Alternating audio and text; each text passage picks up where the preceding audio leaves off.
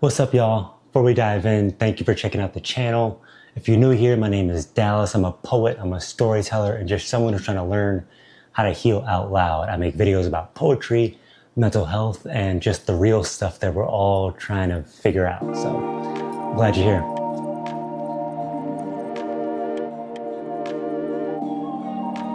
So I started seriously writing during some of the hardest moments of my life, like anxiety, grief, doubt, things I didn't know how to say out loud, but somehow managed to spill their way onto the page. I remember the very first poem that I wrote was back in my junior year of college. I was going through, as we all do in college, a little bit of heartbreak, but this is like my first real relationship, and I could feel it starting to fall apart. I couldn't really find, hold on, all right, that's better. Where was I? I couldn't quite find the words to say when I tried to say how I felt, but somehow I could write them down.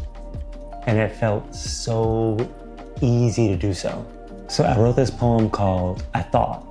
And the poem was about believing something was special, but feeling like the other person didn't feel it in that same way. And for the first time, writing felt liberating. It didn't just hurt. It felt liberating, and it felt so smooth. Like the words were just, okay, this is working for me. It was easier, and honestly, it was more healing to write down my feelings in a poem than to say them out loud. And that's when I realized that my poetry is where my real vulnerability was. My poems are where truth gets to come out.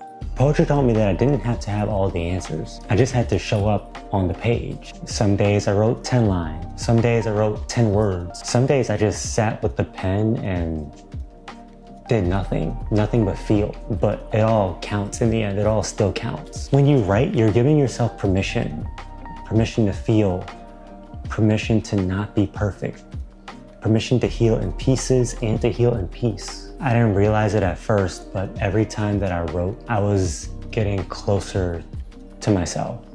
I was sitting closer to myself. So in my most recent poem that I did in the last episode of this vlog, I talked about how silence can be a form of therapy, how those moments of nothing can sometimes give you moments of clarity, and how sometimes the loudest healing happens when nothing is said at all.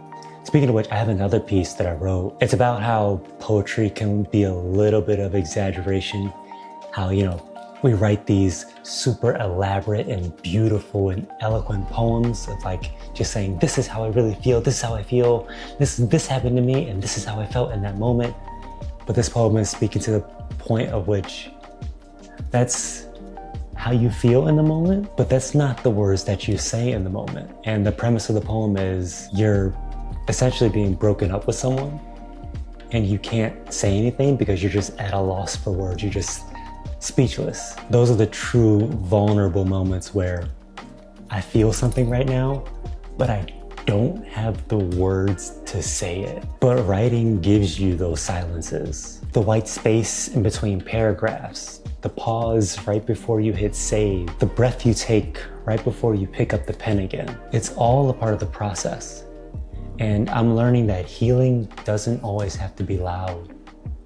Like silence is a very, very important space for us as humans to just sit with our own thoughts. And you don't always have to have the right words to say in the moment. It can come later. Just sit in the moment and sit in that silence and really bathe in it. So if you're watching this and you feel like you're fighting battles that nobody sees, I just want to remind you, your words are enough, your quiet is enough, your healing is enough. You don't have to be a professional poet.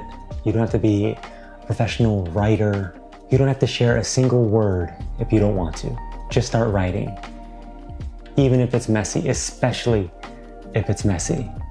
There's someone out there who is feeling the same exact thing you're feeling, and what you put down on paper, they might look at that and say, that's exactly what I want to say.